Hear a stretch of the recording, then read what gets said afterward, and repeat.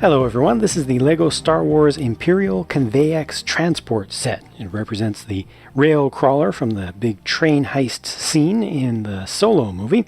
But your eyes don't deceive you, and there's no more to see here than meets the eye. This is just a single locomotive in a single car, so not really a proper train.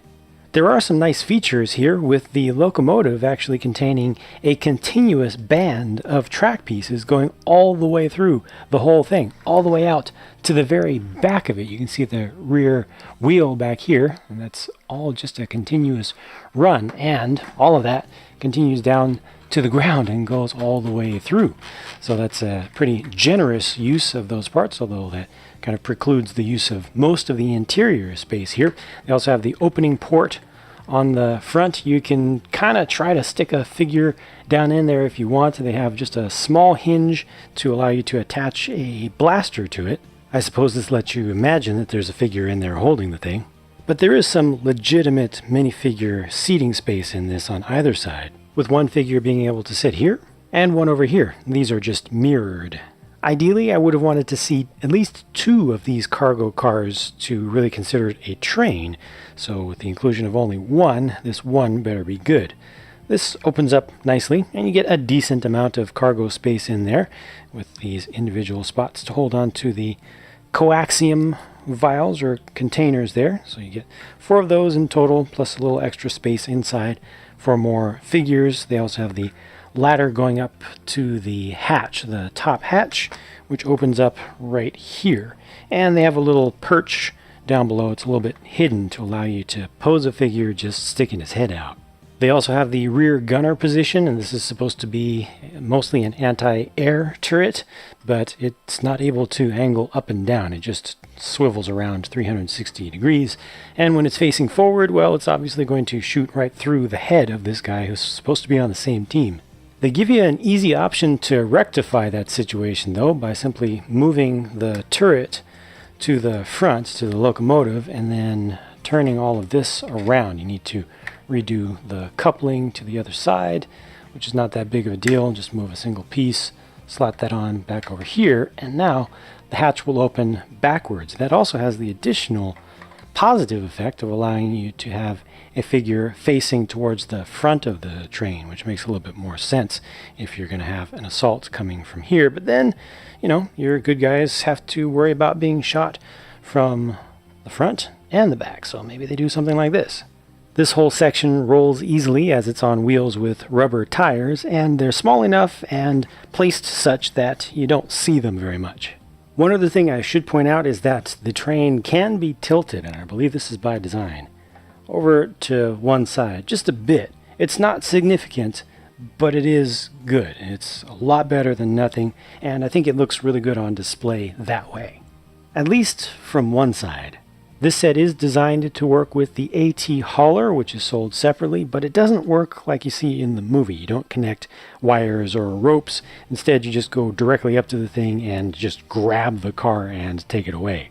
The also separately sold swoop bike set should go with this scene, but again, there are no kind of simulated wires or ropes with this set, so you can't have that tug-of-war between these and the AT hauler. And if you want to have an imaginative scenario where the Cloud Rider gang actually gets the transport car, you can't really make that work without adding in your own pieces.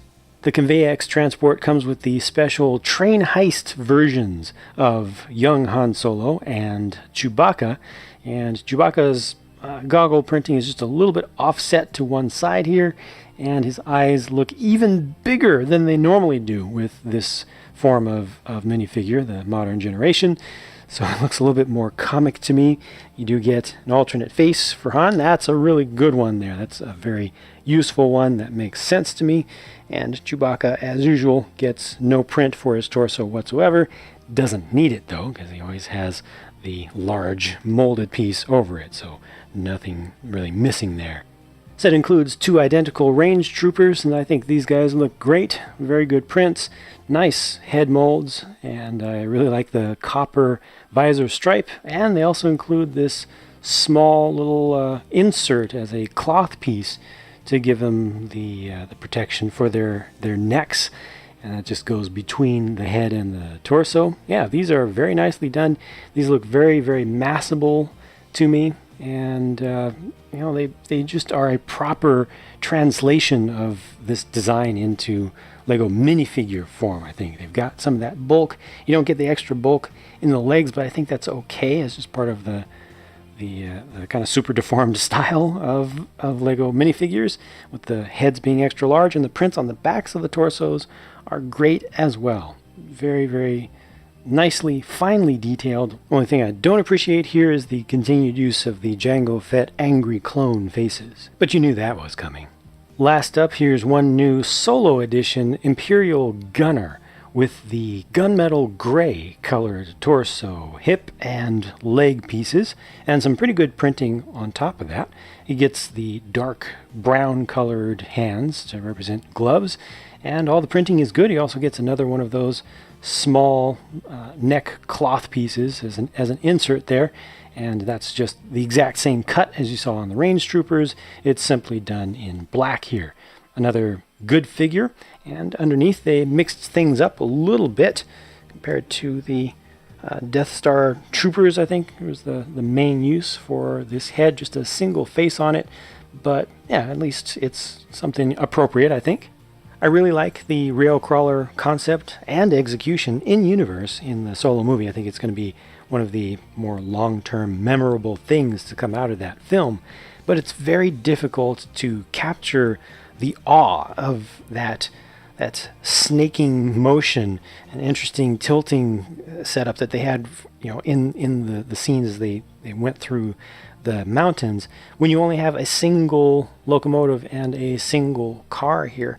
I appreciate so much of what the designer or designers did here.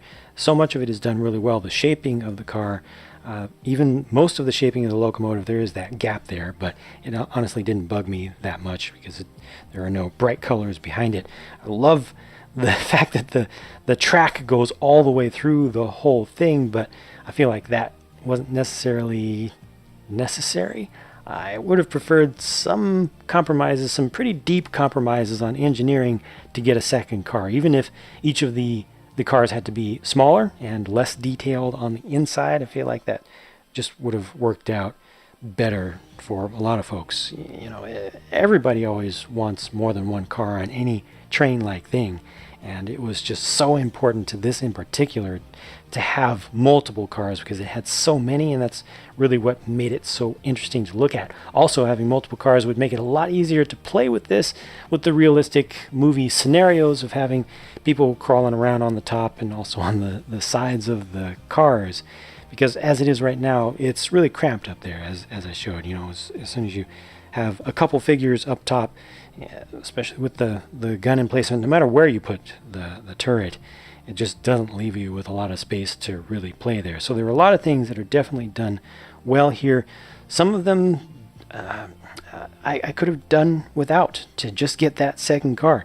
The integration with the AT hauler is a good thing that they included it, but I wish they had at least given customers the option by including some of the string pieces with the studs at the end to do it in a more realistic fashion. I think this is good for easy, direct play, not having to hook up the strings and worrying about them getting tangled and stuff. But if you had just 4 of those strings included to be able to pick this up, then you could have had it dangling from underneath, and then you could have had the fight with the Cloud Riders, or you could have changed up the scenario, like I mentioned before, of having the Cloud Riders actually win that engagement and take the car away, or have your battle in a different place. It just would have opened up different options and better captured the good things about that entire scenario from the movie, in my opinion.